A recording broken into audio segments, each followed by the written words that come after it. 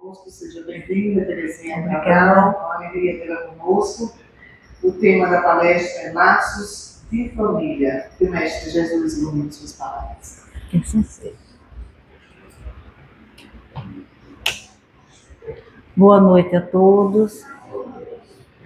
Coração em festa por estarmos aqui reunidos em nome de Jesus, em nome de Deus, para falar de um tema tão bom como esse, família, laços de família. Eu sei que na hora que a gente começa a falar esse tema, muita gente treme um pouco, né? Família, tem gente que diz assim, família é só problema, é só dificuldade. Também temos problemas em todos os setores, mas também alegria, felicidade, reunião de espíritos, né? Reencontros, tem muita coisa para a gente ver aí. Eu trouxe para vocês um caso hoje interessante, para a gente conversar sobre esse caso. O livro é Ação e Reação, de André Luiz. Alguém já leu esse livro aqui? Tem um capítulo que fala sobre a história de Adelino Corrêa. Essa história que eu quero trazer aqui para a gente analisar, para começar o nosso processo de família, o nosso entendimento, o que é que a doutrina espírita traz para a gente sobre laços de família. Então, Adelino, ele era espírita, como a gente, trabalhador da casa espírita, dava passe, era orador, trabalhava no serviço social, trabalhava com crianças, ele era um trabalhador de primeira linha da casa espírita. Muito bondoso, amigo de todos, todo mundo adorava ele pela bondade que ele exercia no seu trabalho. E ele tinha uma vida muito difícil. Ele tinha a mãe, vivia com a mãe na residência dele, com 2 filhos que ele havia adotado e uma menina que era filha dele mesmo. A esposa o havia abandonado, porque ele tinha um problema de saúde grave. Ele tinha um problema de pele, que vez por outra a pele dele abria em feridas e ele ficava com mau cheiro, mesmo que ele tratasse daquelas feridas, daquela doença, mas ele apresentava dificuldades vez por outra. Mas Adelino vivia relativamente bem, não era rico, mas tinha as condições de sobrevivência nas necessidades dele e conseguia tocar a vida para frente com as dificuldades que ele já tinha tido naturalmente. E naquele dia, naquele momento, os espíritos amigos do outro lado do plano espiritual se organizavam para visitar Adelino e visitar o grupo todo familiar, porque ia chegar alguém na residência dele. Alguém ia chegar naquele dia e eles estavam ali preparados para a recepção daquele novo espírito. Então, André Luiz analisa a vida dele e diz, mas por que ele tem que passar por esse problema? Faz a pergunta que eles estavam buscando a resposta para tudo aquilo. Bom, Adelino, ele foi no século XVIII, mais ou menos nos meados do século XVIII, há alguns anos atrás, ele nasceu filho de um fazendeiro rico e uma escrava. Ainda existia a escravidão no Brasil, e ela, como escrava, o dono da fazenda utilizava-se das meninas, né, das escravas, quando ele bem queria, e os seus capatazes também faziam a mesma coisa. E uma delas foi utilizada pelo dono da fazenda e ela engravidou. E teve esse menino que ele, quando se encontrou com o filho, ele amou profundamente na hora que viu o menino. Se ele realmente é o meu filho, ele parece comigo, ele é o meu filho. Registrou como filho, deu o nome, o seu nome para ele, e começou a criá-lo com todo carinho, com todo amor, com todo zelo. Botava professores que vinham da corte para ensinar ele, coisas que ele não existia escola como existe hoje, então ele colocava os professores para ensinar para Adelino. E ele vivia ali muito feliz, com o nome do pai, se desenvolvendo bem. A mãe, para não dar problema nenhum, ele vendeu a escrava, ele passou para outros chefes, outros patrões, né?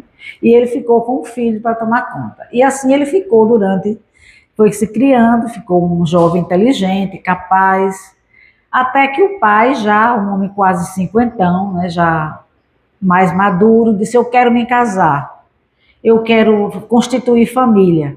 Eu tenho filhos, mas ele nunca ligou para os filhos que teve, mas aquele menino, ele se apaixonou por ele e criou com todo amor.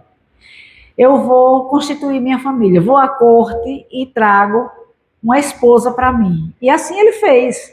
Foi ao Rio de Janeiro, né, que era uma cidadezinha do Rio, onde ele morava, e lá ele trouxe encontrou as famílias da sociedade e consociou-se realmente com uma menina linda, bem jovem, muito bonita, bem loira, bonita, e ele ficou apaixonado por ela e casou-se e levou-a para a fazenda. E no dia que ele chegou com a carruagem, que ela desceu da carruagem para vir ver as terras que ela havia conquistado com o casamento, o nosso amigo, que hoje chamava-se Adelino, estava lá em cima na escadaria. Olhou para ela. Quando olhou, os dois encontraram os olhares e se apaixonaram imediatamente. O filho e a mulher do pai se apaixonaram imediatamente. Ele ficou louco por ela, mas ficou contido. E ela também gostou dele, mas também se conteve. E os dois assim estiveram contidos durante um certo tempo. Mas depois eles não conseguiram mais resistir. E aí começaram a se encontrar às escondidas dentro da fazenda. E começaram a manter um romance entre eles. Mas eles não ficaram contentes com aquilo só. Começaram a imaginar que era preciso viverem juntos como marido e mulher. Como é que eles poderiam fazer? Só tem um caminho: retirar meu pai dessa história. Ele tem que sair. Mas como ele vai sair? Ele se juntou então com os dois capatazes, que eram cúmplices dele, amigo, inclusive do pai também, mas gostava muito dele. Então os dois juntos, e com um aval dela, porque ela não premeditou, mas ela apoiou a ideia. Vamos arranjar um jeito de exterminá-lo, para que ele naturalmente morra e a gente possa ficar juntos depois. E aí ele apareceu um dia que ele não estava muito bem de saúde, então ele colocou uma taça de vinho com um remédio dentro, para que ele pudesse ficar meio sonolento, sem ter condições de reações fortes, e aí deu para ele beber. O próprio filho deu a ele a taça do remédio, e ele tomou o vinho com o medicamento, e ele ficou meio tonto, adormecendo, sem ver direito as coisas, sem entender. Enquanto isso, os capatazes, no meio da noite, jogaram uma substância, né, como querosene, sei lá o que naquela época, né, que eles utilizavam em toda a região onde estava o quarto que ele ficava, as dependências do quarto do pai. Tocou fogo naquilo ali e ele veio a desencarnar do incêndio que aconteceu de madrugada, no meio da noite. Ninguém teria culpa, foi uma coisa ocasional, foi o que aconteceu, né? Aconteceu aquilo ali.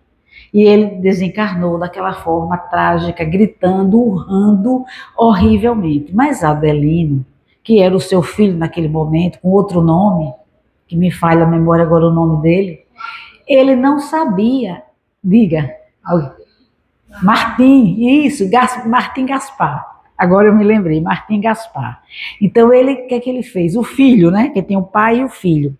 O que é que ele fez? Ele ficou ali atento à situação. Então, ele ficou altamente perturbado com os gritos, os urros do pai morrendo queimado. Ele ficou apavorado. Mas ele não conseguia se expressar, nem dizer, mas ele conseguiu intimamente guardar aquilo na sua alma. E ele começou a apresentar atitudes assim de que ele não estava normal. No meio das pessoas, ele falava: eu matei meu pai. Entendeu? No meio dizia essas coisas. Não, ele não está bem, ele não está normal. Ele não, como é que ele vai dizer uma coisa dessa, né? Passou-se um tempo, deu-se um tempo de luto, e depois eles viajaram pela Europa, os dois, e voltaram dizendo que haviam se consociado, que haviam casado e iam morar juntos na fazenda. Mas ele já estava quase completamente enlouquecido. Ele não conseguia voltar ao seu normal. Gritava muito, dizia as coisas que tinha feito. Fui eu que matei meu pai. E aí ela, com medo das coisas que ele poderia dizer diante de algumas outras pessoas, mandou construir uma ala distante da casa grande, uma ala bonita, arrumada, colocou-o lá dentro e ele ficou como um louco lá, internado até desencarnar. depois de um certo tempo, alguns anos, ele desencarnou.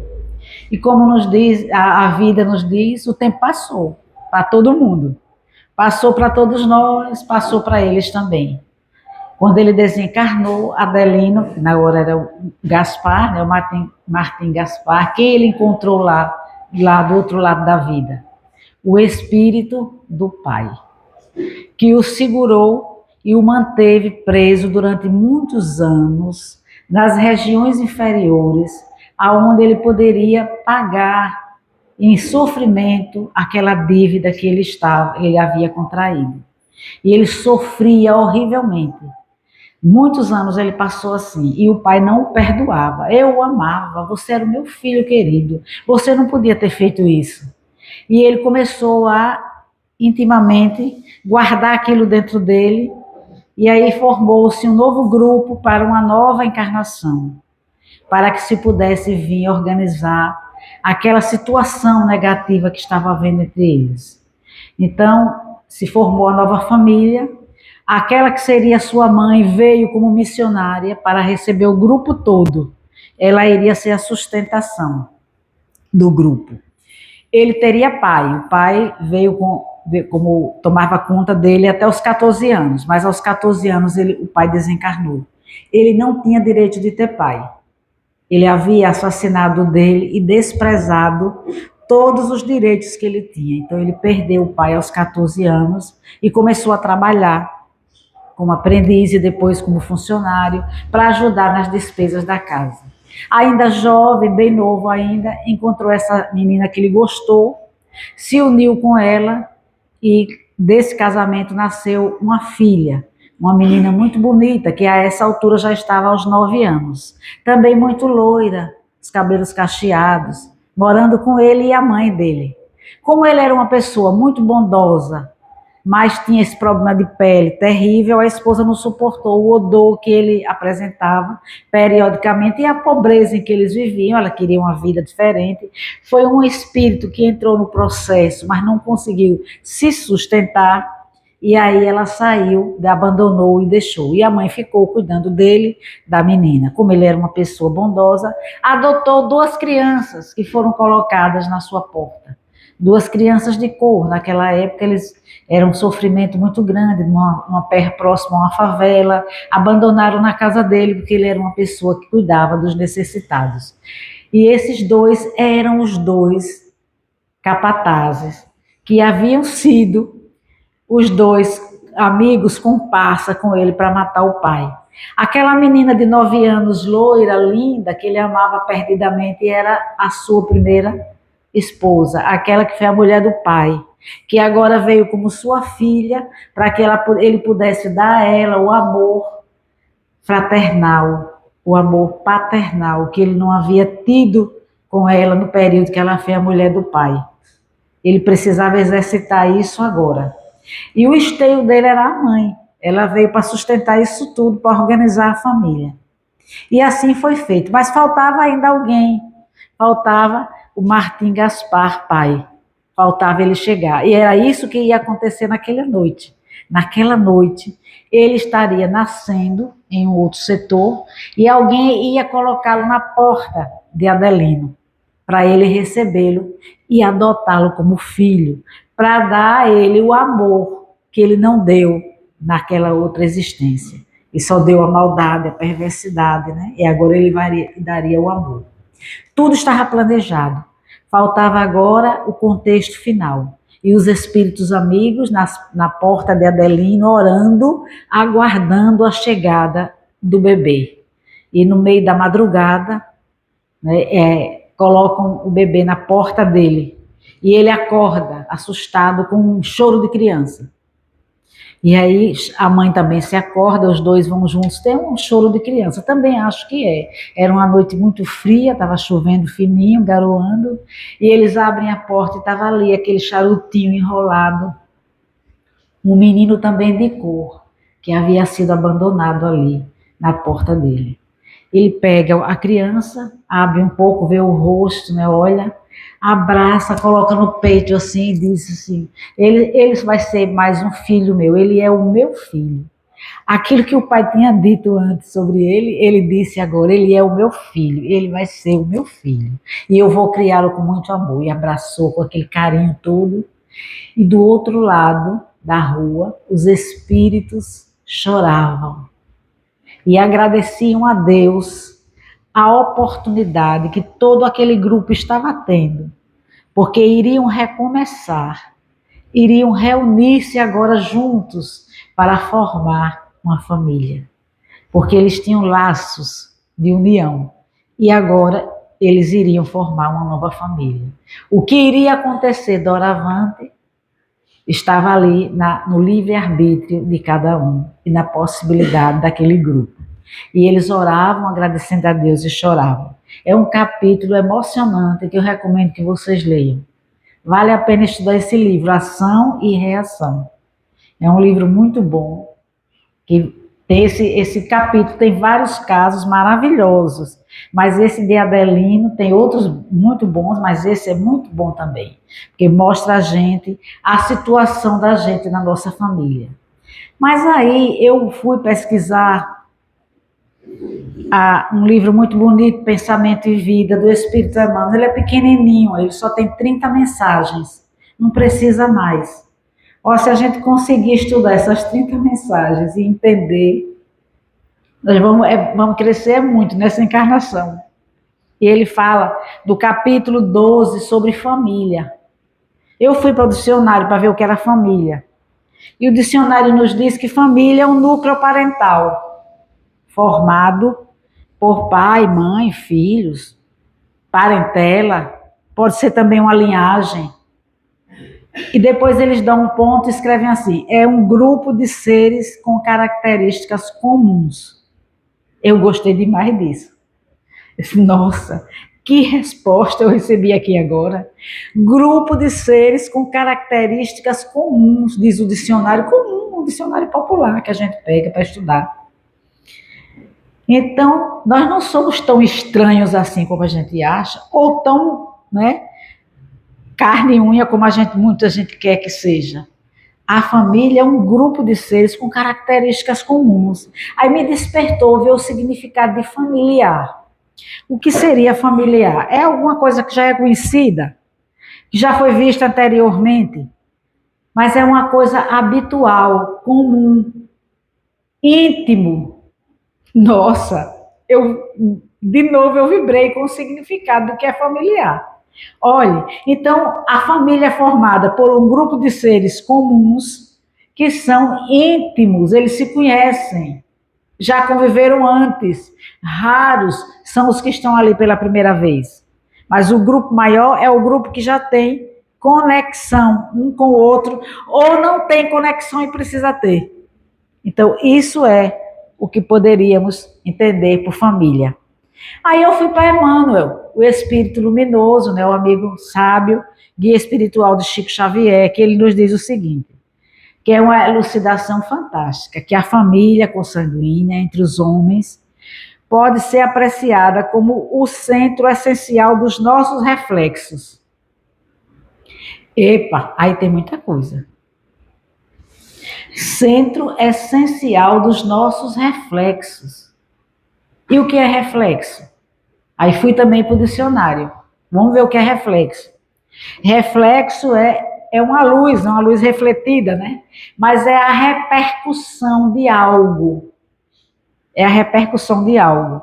É a reprodução de alguma coisa que existe ou que já existiu.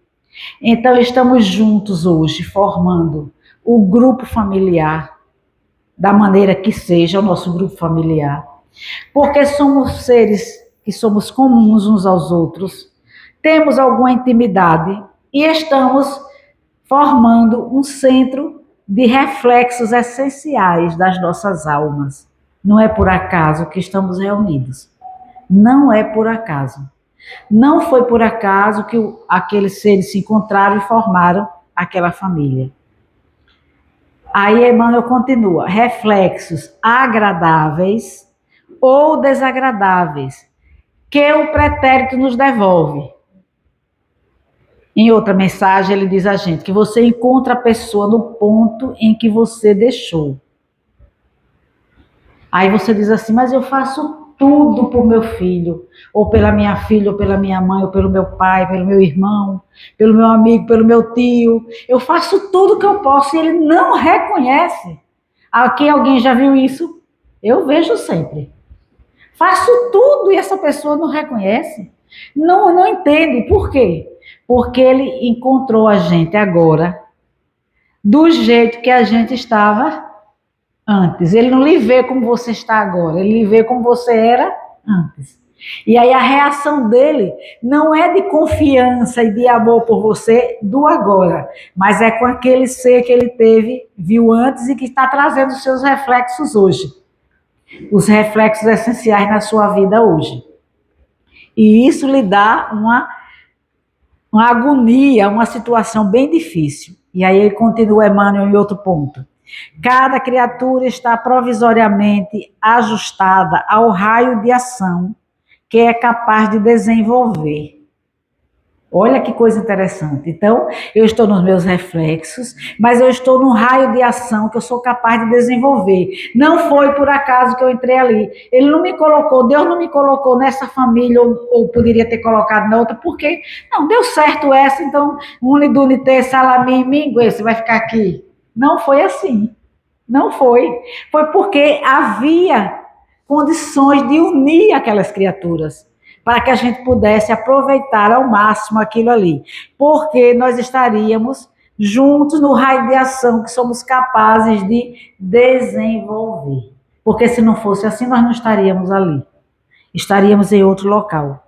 Ou, dizendo mais claramente, cada um de nós pouco a pouco, vai ultrapassar o horizonte que já estenda os seus reflexos, que lhe digam respeito. Então, chegou o momento de você defrontar-se com isso que é o que cada um de nós somos, em comunhão uns com os outros.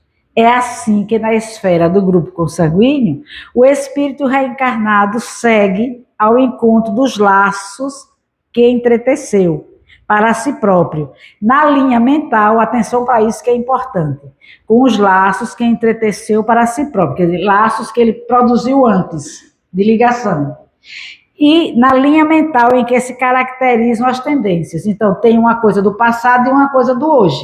Está vendo aí o que ele diz? Bem claramente, o Espírito diz a gente. Então, quando você encontra com a pessoa nesses laços familiares, você tem aquele dos encontros do pretérito, mas tem a linha mental do hoje, que ele caracteriza as suas tendências. É importante o que eu penso, o que eu desejo, o que eu sinto, o que eu quero, o que eu posso, o que eu estou premeditando. Então, é importante você ver que tem uma coisa do passado, mas tem uma coisa do hoje, do presente, que é a minha linha mental que está conduzindo. E aí, aqui nesse ponto, eu comecei a pensar em Santo Agostinho, naquela mensagem linda do capítulo 14, item 9. Já viram essa mensagem? Quem não viu, quando chegar em casa, pegue o Evangelho segundo o Espiritismo e vai estudar.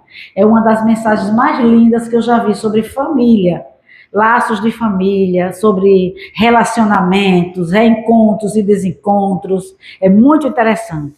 Então ele diz assim, quando o espírito deixa a Terra, acabou de deixar aquela encarnação, ele do outro lado, após o estágio de perturbação, porque nós sabemos, quando a gente estuda o livro dos Espíritos, que todos nós, ao desencarnarmos, passamos por um estágio de perturbação, que pode durar minutos, horas, dias, semanas, meses, anos. Depende da nossa situação espiritual. Passado essa fase de perturbação, o espírito toma ciência daquilo que ele é, do que ele foi, de como foi a sua última encarnação e o que é que ele precisa ajeitar.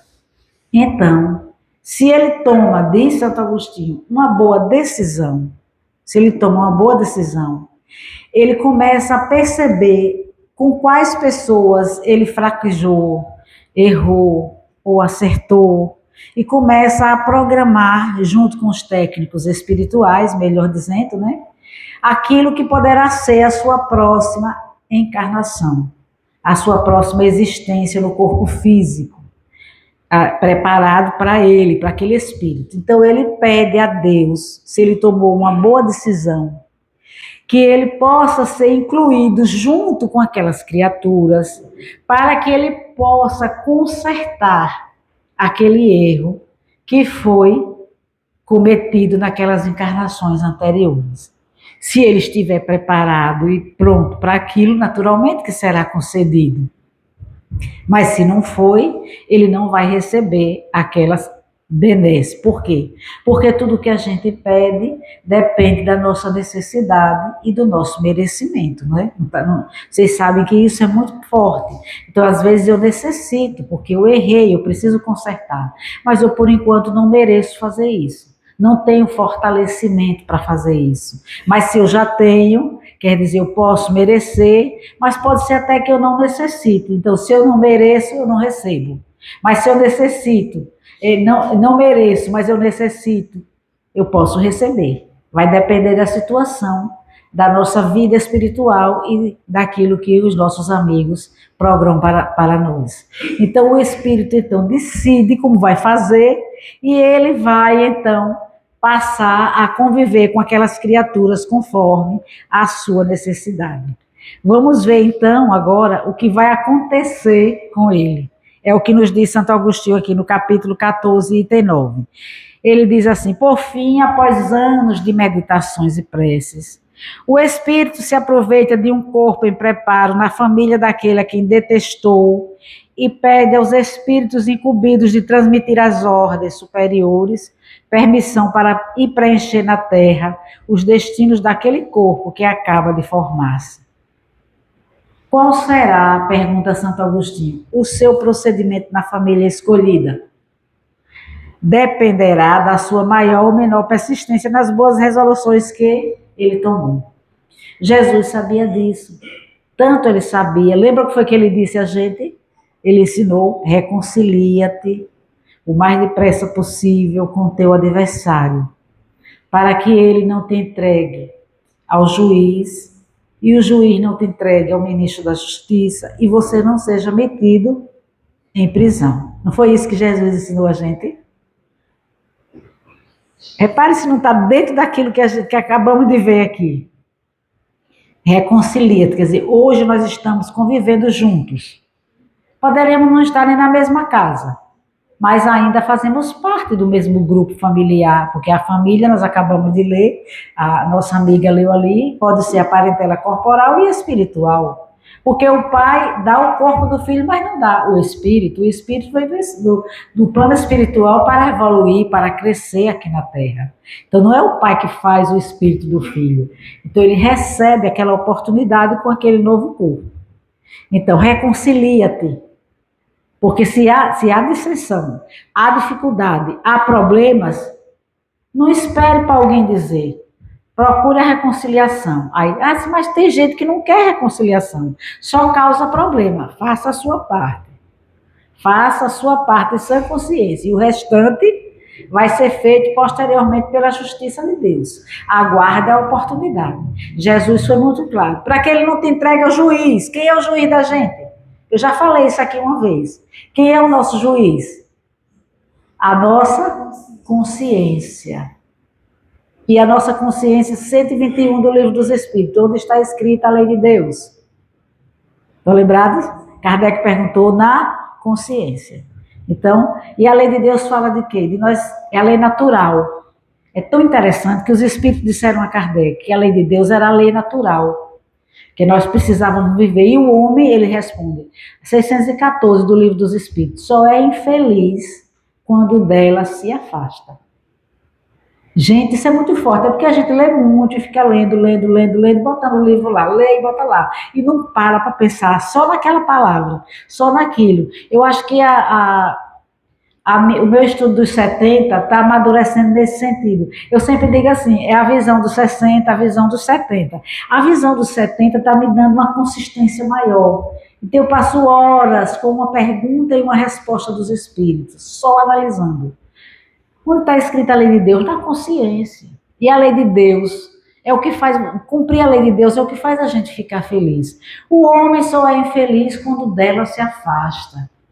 de cumprir a lei de Deus. Está mais do que claro isso aí na consciência da gente. Então, o Santo Agostinho diz aqui, reconcilia-te, né? Lembrando de Jesus. O juiz vai botar a gente com quem? Com o ministro da Justiça. São os técnicos das reencarnações, são os nossos amigos espirituais que vão colocar a gente junto àquelas situações que nós estamos pedindo para que haja uma reharmonização. Porque senão você vai ser metido em prisão. Você vai querer sair e não vai poder. Eu posso lhe dizer que tem muita gente metida em prisão. Poderemos estar até aqui, metido em prisão, doido para sair da situação em que se encontra. Meu Deus, até quando eu vou viver isso? Não é? Até quando? Está metido em prisão. Por quê? Porque não houve a reconciliação do processo anteriormente. Aí o Espírito Santo Agostinho diz a gente assim, nada com efeito naquela existência que a gente está vivendo agora poderia provocar tamanha situação. Para lhe aprender essa causa, é necessário voltar ao passado. Voltar ao passado, para que a gente possa entender por que está nessa situação. Aí eu voltei para Emmanuel de novo. Voltei para ele porque ele tem uma frase aqui que me chamou a atenção e me fez refletir durante muito tempo. Olha o que ele diz assim. A hereditariedade psicológica. Eu disse, nossa, hereditariedade psicológica. Aí fui ficando com um negócio na cabeça. A hereditariedade psicológica, por isso, de algum modo, é a natural aglutinação dos espíritos que se afinam nas mesmas atividades e inclinações. Isso é altamente importante para a gente entender os laços de família, os laços de amizade, os laços com as outras criaturas. Pense, nós temos a hereditariedade física, né, genética, mas tem a hereditariedade psicológica, que está expressa nisso aqui. Nas mesmas atividades e inclinações. E a gente vê muito isso. Eu gosto muito de fulano, de fulana, você se afina de uma forma, não afina do outro. Então não adianta você olhar para a pessoa e dizer assim, olha, meu filho, comigo é assim, cada um no seu quadrado. Você não já ouviu gente dizer isso? Cada um no seu quadrado. Que quadrado? Existe só um quadrado para cada um? Nós estamos aqui não seria um quadrado, aqui é um retângulo, né? Aqui é um retângulo, estamos todos aqui juntos. Quem foi? Cada um tem a sua individualidade, cada um de nós, encarnados e desencarnados que estamos aqui. Somos individualidades. Mas quem foi que disse que nós não estamos com as nossas inclinações e atividades semelhantes? Por isso que muitos espíritos nos acompanham, porque tem atividades semelhantes às que eles gostam. Nós temos inclinações que eles querem. Eles sabem que pode tirar proveito, então eles acompanham a gente. Aí a gente vai para o centro espírita e diz assim, tira esse Satanás de mim, né? Quer tirar de qualquer jeito, mas e a nossa inclinação íntima? É isso que faz ele ficar ali, a nossa tendência. Lembra-se daquele livro de André Luiz, onde o menino, o menino, a mãe morreu, a primeira esposa, ele casou, da segunda deixou o menino. Com a segunda tinha ciúme do marido com o filho, porque ele amava o filho, ele gosta do filho por causa da primeira mulher dele. Ele precisa gostar de mim, então ela tinha um ciúme mortal do filho, do menino. A outra esposa desencarnada estava do outro lado, de olho em tudo. A gente pensa que morreu, acabou, né? Acabou. Negativo, está mais vivo do que a gente aqui. Estava de olho a desencarnada. E aí o que é que aconteceu? Ela tinha um ciúme terrível do marido, porque tinha botado outra mulher na casa dele, na casa dela. Então o que aconteceu? A primeira esposa tinha ciúme do marido e da segunda. E a segunda tinha ciúme do menino, porque não gostava da criança, porque era filho da primeira esposa. Tem diferença entre elas duas? Não tem. Olha aí, qual é a atitude e a tendência das duas? Ciúme. Então, facilmente colou uma na outra e uma obsidiava a outra, tranquilamente, sem nenhuma dificuldade. Está bem bonito isso no livro de André Luiz, nos Obreiros da Vida, se não me engano, é Obreiros da Vida Eterna, que tem Entre a terra e o céu. Entre a terra e o céu, é isso mesmo. Eu sou muitos livros, são 27 livros de André Luiz, né? Mas de romance, assim, romanceados, são 16. Mas aí a gente vê, aí tá aí a história do menino, mas depois foi um problema, um trabalho sério para os espíritos chegar lá para ajudar a desencarnada e a encarnada, para que a coisa pudesse andar. São as nossas atividades e inclinações. Mas no templo doméstico, reúne-se aqueles que se retratam uns nos outros. Nós nos retratamos uns nos outros. Então não está cada um no seu quadrado. Nós estamos interrelacionando uns com os outros. Aqui mesmo, estamos nos interrelacionando. Encarnado com desencarnado, encarnado com encarnado, desencarnado com desencarnado. O processo é o mesmo, das tendências e das inclinações. Estamos nos interrelacionando. Então, não pense que está cada um no seu quadrado. Estamos nos comunicando e trocando energias. Também é aí, nessa formação dessa família, que de conformidade com este mesmo princípio de sintonia, que o Emmanuel está falando para a gente, que nós podemos ver alcoólatras, cleptomaníacos, delinquentes, enfermos de ordem moral, nascendo naqueles que lhes comungam espiritualmente as deficiências e as provas, porquanto muitas inteligências transviadas se ajustam no campo genético, a hereditariedade, né, é genética, e aí data que leva à hereditariedade psicológica, no campo genético, daqueles que eles atraem a companhia por força de sentimentos menos dignos ou de ações deploráveis que estão nos forçando à vida hoje. Não só a ação do passado, mas as ações deploráveis do hoje. Temos assim no grupo doméstico, termina a mensagem Emmanuel dizendo, tem muito mais coisa que eu fui pulando para não falar tudo. Temos assim no grupo doméstico os laços de elevação e de alegria que já conseguimos tecer por intermédio do amor, louvavelmente vivido. Então, a sua conduta de hoje é importantíssima. Os pensamentos, as ideias, as tendências, o amor que você pode demonstrar, mas também as algemas do constrangimento, da aversão, nas quais colhemos de volta os clichês inquietantes que nós mesmos plasmamos na memória do destino. Gente, isso é muito forte. Os clichês que a gente vai plasmar na memória do destino. Então, destino. Então, quer dizer que a gente faz o nosso destino? É isso que ele está dizendo aqui. Que nós estamos fazendo o nosso destino com o passado e com o que a gente vive hoje. Então, se você hoje vai viver o amor, você vai vencendo essas algemas de constrangimento e aversão. Porque nós estamos colhendo os clichês que nós preparamos antes, clichês inquietantes na memória do destino e que precisamos com urgência desfazer para que o espírito se liberte à custa de trabalho e sacrifício. Olha, ele dá a dica aqui mesmo. Como vou fazer isso? Porque você pode ficar se perguntando, como a gente na hora que está estudando pergunta, que é muito difícil, como é que eu vou fazer isso aí? Me libertar desses clichês. Isso custa trabalho e sacrifício, paciência e humildade.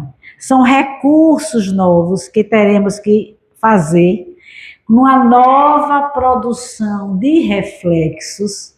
Olha o reflexo de novo chegando.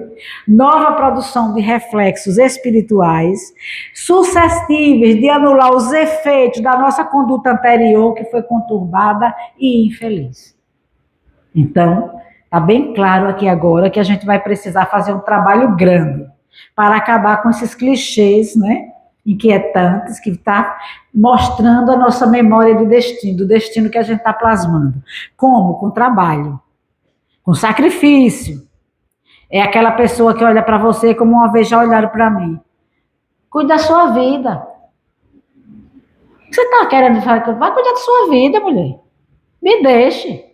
Cuide da sua vida. Meu bem, quando eu estou cuidando de você e lhe dizendo essas coisas que eu estou lhe dizendo, eu estou cuidando da minha vida. Porque você faz parte da minha vida. Então eu tenho que lhe dizer isso. Desarma. Desarmou na hora. Desarma. É a que a gente chama da arma infalível. É aquela que você vai como ele disse aqui, o amor louvavelmente vivido, sentido naquele momento. Vai desarmando aquela criatura. É o trabalho, é o sacrifício. Aí sacrifício você conviver com alguém que não gosta de você, é sacrifício. Você poderia ter uma vida bem melhor, me livrar dessa cruz, deixar para lá, né? E eu vou viver a minha vida, mas precisa de outro ponto. Ele colocou trabalho e sacrifício, vírgula, paciência e humildade. São 4 pontos importantes que ele coloca aqui. Ter a paciência.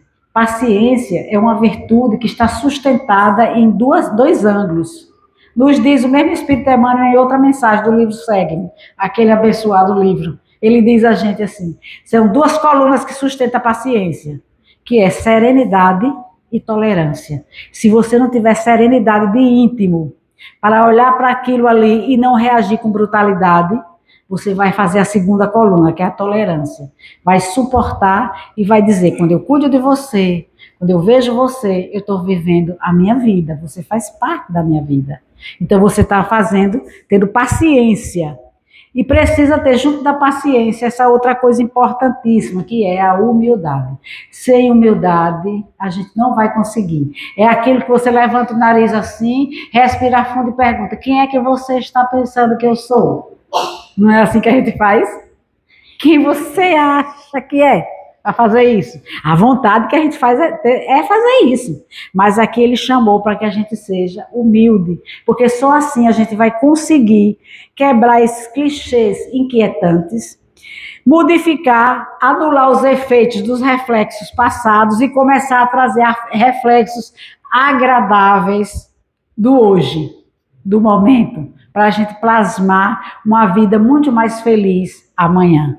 Aí Santo Agostinho escreve aqui, ó espíritas, somos nós todos, né? Ó espíritas, compreender agora o grande papel da humanidade, o grande papel da humanidade, os seres que vão chegando para cá, os espíritos que vêm habitando os corpos que vão se formando. Que quando produzes um corpo, a alma que nele encarna vem do espaço para progredir. Inteirai-vos desses vossos deveres e ponde todo o vosso amor em aproximar esta alma de Deus.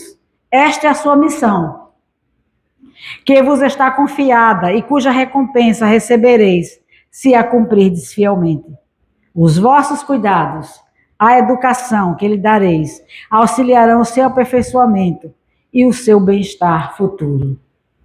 Aí você cai em si, já mais idoso, não tem mais ninguém ali ao seu lado, todo mundo já tomou seu rumo e não quer mais nem saber de ninguém. E você diz, o que foi que eu fiz? Eu não fiz nada, né? O tempo passou e eles foram embora. Eu errei. O que é que eu posso fazer? Eu fiz muito. Fiz tudo que era possível e não consegui atingir essa pessoa. O que é que eu posso fazer? Ele dá a resposta a essa pessoa. Eu acho interessante. Todo questionamento que eu colocava, ele respondia depois. Porque eu gosto de ler assim, eu leio fazendo questionamento, e isso, e aquilo, eu vou buscar a resposta. E o Espírito responde, se você encontrar, vai lendo, estudando, você encontra. A tarefa não é tão difícil quanto vos possa parecer. Não exige o saber do mundo. Porque tem muita gente, mas eu sou ignorante, não sei ler nem escrever, não entendo dessas coisas, como é que pode? Não exige o saber do mundo, pode desempenhá-lo ignorante como sábio. E o Espiritismo, que vem lhe dizer quem você é, de onde você vem, para onde você vai e o que você está fazendo na Terra. Essa é a tarefa do Espiritismo. É só pegar as mensagens do Espírito que a gente vai receber estas respostas. Lhe facilita o desempenho, dando a conhecer a causa das imperfeições humanas. Faça o que tiver ao seu alcance, faça a sua parte. E se você não conseguir, não desespere. Entregue a Deus, porque aquela alma, um dia, voltará para você. Eu tenho certeza absoluta disso. Humberto de Campos, irmão X, ele conta pra gente a história de um pai que fez tudo pelo filho e o filho não teve nenhuma ajuda que pudesse socorrê-lo. E ele desencarna. primeiro do que o pai, numa situação difícil. Quando o pai desencarna também, vai procurar ele, descobre que ele está numa região do plano espiritual inferior. Mas como ele era um espírito mais desenvolvido, consegue, através dos amigos, trazê-lo para uma região melhor, aonde ele poderia se melhorar. Pensa que ele quis ficar? Ele não quis, ele não se adaptou. E aí, quando o pai facilitou, ele correu para o mundo espiritual inferior de novo. Aí o espírito amigo chamou o pai e disse: meu filho, você está vendo que isso não vai funcionar? Deixe ele lá até que ele possa querer, por vontade própria, sair daí. E o pai passou, meus irmãos, 90 anos contados da terra, do plano espiritual, visitando esse filho diariamente, falando de amor, vivendo o amor, e esperando que ele melhorasse, para que ele melhorasse. Depois de 90 anos, ele disse: meu pai, eu quero sair dessa vida. Porque nós temos todo o tempo do mundo, é a eternidade, né? Nós temos a eternidade. E aí o pai trabalhou esse tempo todo. A criança, desde pequena, pode demonstrar aquilo, e a gente, às vezes, não reconhece, porque acha que é pequenininho. Eu mesmo, como eu tive uma nova versão de educação, como avó, entendeu? Como mãe eu era severa, por aqui, por ali, entendeu? Como avó é só passando a mão. Aí minha filha chega para mim e faz: mãe, a senhora não fazia isso com a gente, não. A senhora botava a gente, mas ele é tão pequenininho. Que pequenininho, minha mãe? A senhora me ensinou que ele é um espírito antigo. O corpo é que é pequeno, tem que botar na lei desde cedo. Entendeu? Eu estou vivendo uma nova situação agora, buscando absorver, aprender, né? Porque, como diz Santo Agostinho, desde pequenininho ele manifesta seus instintos bons ou maus, que ele trouxe da anterior existência. Cabe a gente trabalhar aquilo ali. E Deus não reserva, não dá fardos pesados em ombros frágeis, não dá prova superior à força daquele que não a pede. Só permite as que podem ser cumpridas. Se tal não sucede, é porque falta em gente a vontade. Não falta possibilidade, falta vontade. Olha que coisa interessante. Se vocês quiserem trabalhar a vontade, aprender sobre a vontade, esse livrinho tem uma mensagem sobre vontade, que dá um seminário. Os departamentos da vontade, que Emmanuel trabalha. Então, as provas rudes, ouvi-me bem, são quase sempre, olha a consolação do espírito, indício de um fim de sofrimento e do aperfeiçoamento do espírito, quando aceitas com o pensamento em Deus. Então, as provas rudes já está começando a chegar ao fim daquele sofrimento, ao fim daquela dor, daquela dificuldade, quando elas aceitas com o pensamento em Deus. Então, se você está passando uma prova rude em família, tenha calma, porque já está começando a chegar ao fim. Aí ele ainda escreve aqui uma coisa interessante: de todas as provas, as mais duras são as que afetam o coração. E é verdade. Oh, meu Deus, por que eu não dou certo com ninguém? Não é assim que a gente diz? Por que esses relacionamentos nem começam, já acaba? Por que isso não funcionou? Por que não dá certo assim, não dá certo? A gente fica com aqueles questionamentos todos. Ele dá uma resposta aqui muito interessante. Um que suporta com coragem as misérias, as privações materiais, sucumbe ao peso das amarguras domésticas, da ingratidão dos seus. Mas, em tais circunstâncias, o que é que mais pode restabelecer a coragem moral do que o conhecimento da causa do mal? E a certeza de que, se bem haja prolongados despedaçamentos da alma, não há desesperos eternos, porque não é possível, seja a vontade de Deus, que a sua criatura sofra indefinidamente. Então, aquela prova vai ter um final. E você vai se sair bem se tiver com a mente voltada para Deus. É isso que ele está dizendo aqui a gente. Porque há aquilo que a gente chama de justiça, porque Deus é todo bondade, todo amor, mas é também de justiça. Não pode dar a quem não precisa, não é? Ele vai dar conforme a necessidade de crescimento espiritual. Nesse golpe de vista, vai terminando o espírito aqui, essa mensagem belíssima, que eu saí pensando pontos apenas. Nesse golpe de vista, lançado sobre o conjunto, Os laços de família se vos apresentam sob um aspecto real. Já não se vê ligados os membros apenas frágeis dos laços da matéria, mas você vê sim os laços do espírito, que são duradouros, que se perpetuam e consolidam, sem nem o depurarem-se, em vez de quebrarem por efeito das reencarnações. Então, esses laços que pareciam ser tão frágeis, na verdade são fortes, porque são os laços dos espíritos. Aí ele mais adiante ele diz que uma família unida, uma família que se dá bem, que você fica assim, com um olhão de inveja, né? Fulano é tão feliz com a família dele, a minha só tem problema, né? A gente fica assim por dentro. Então você vê uma família unida assim, já foram famílias que já trabalharam várias encarnações juntas. Como Deus é bondoso e justo, ele deixa que no meio dessa bote aquele difícil, aquele que você diz assim, como é que essa criatura é filho de fulano? Aí bota no meio deles. A família é mais ou menos arrumada, bota aquele. Para quê? Para todo mundo, pelos laços do amor, do entendimento, da compreensão, bote esse danado difícil para crescer espiritualmente. Porque mais adiante, diz Santo Agostinho, esta pessoa vai ser o aval de mais alguém que ele vai socorrer mais adiante. E assim são formados os laços fortes das famílias. E o crescimento e o progresso do espírito, sempre com os olhos voltados para Deus. Então, se você tem dificuldade em família, acolhei-os como irmãos, auxiliai-os, e depois, no mundo dos espíritos, vocês todos juntos vão se felicitar por haver salvo alguns náufragos que a seu turno poderão salvar outros. Assim se constituem os laços duradouros da família. Viu que mensagem linda que Santo Agostinho diz a gente? O título é A Ingratidão dos Filhos e os Laços de Família, mas quando a gente vai estudando as partes, a gente vai entendendo perfeitamente. E se encaixa, você se encaixa com a pessoa, se encaixa fulano. Olha como é que tá aqui nesses laços duradouros. Gente, que a paz de Jesus possa permanecer em nossos corações. Hoje e sempre, quando chegar em casa, veja a sua família com outros olhos, com os olhos duradouros do Espírito. Deus conosco hoje e sempre.